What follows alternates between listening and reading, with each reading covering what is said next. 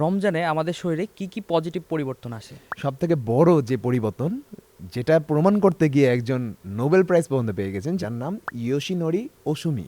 এই লোকটা 2016 সালে এই রমজান রাখা, মানে রমজান তো না, রোজা রাখা বা না খেয়ে থাকার কারণে যে শরীরে যে পজিটিভ পরিবর্তন ঘটে সেটাকে প্রমাণ করেছিলেন, যেটার নাম অটোফেজি। এই অটোফেজি মানে হলো আমাদের শরীরের ভিতরে যে দুর্বল কোষগুলো আছে, যেগুলো শরীরের বার্ধক্যকে দ্রুত করে, অথবা কিছু ক্যান্সার সেলও আছে, ক্যান্সার কোষও আছে, যেটা আমরা জেনেটিক্যালি পেয়েছি, হয়তো বা জানতাম না, সেটা এই অটোফেজির মাধ্যমে পুরোপুরি ধ্বংস করা যায়, মানে নির্মূল করা যায়। তো এটা প্রমাণ করে তিনি নোবেল প্রাইজ পেয়ে গেছেন। তার মানে বুঝতে পেরেছেন যে রোজা রাখার গুরুত্বটা কত বেশি। এখন যেটা হয় যে রমজান মাসে যেটা আমরা করি সেটা হচ্ছে 12 থেকে 16 ঘন্টা করি, অটোফিজির বেনিফিট আসে 24 ঘন্টার পরে। কিন্তু এই 12 থেকে 16 ঘন্টার ভেতরেও কিছু পজিটিভ পরিবর্তন হয় আমাদের শরীরে, যেটা দুইটা ভাবে হয়। আমাদের মেটাবলিজম দুইভাবে কাজ করে, একটা হচ্ছে অ্যানাবলিজম, একটা হচ্ছে ক্যাটাবলিজম। অ্যানাবলিজম হলো যত ধরনের মাসেল আছে, চর্বি আছে, সবকিছু আছে আমাদের শরীরে গেইন হবে, বিল্ড হবে। ক্যাটাবলিজম হচ্ছে যত ধরনের দুর্বল কোষ আছে, চর্বি আছে, মাংসপেশি আছে, সবকিছু ব্রেকডাউন হবে, মানে লস হবে।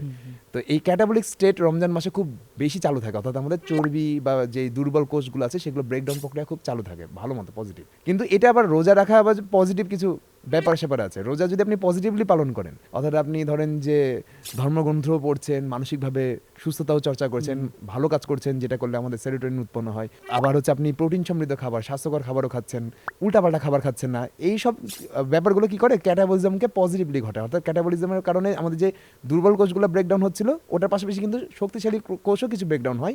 সেই শক্তিশালী কোষগুলোকে ব্রেকডাউন হতে দেয় না যখন আমরা ঠিকঠাক মতো রমজান বা রোজা পালন করি। রমজান জাস্ট 16 ঘন্টা না খেয়ে থাকা না এই ব্যাপারটা। রমজান মাস হচ্ছে এই 16 ঘন্টা বাইরে যে টাইমটা আছে সেই টাইমটা তো পজিটিভ খাবার খেয়ে থাকা, মানে জাস্ট আমি না খেয়ে থাকলাম আর রমজানে বেনিফিট পাবো তা না।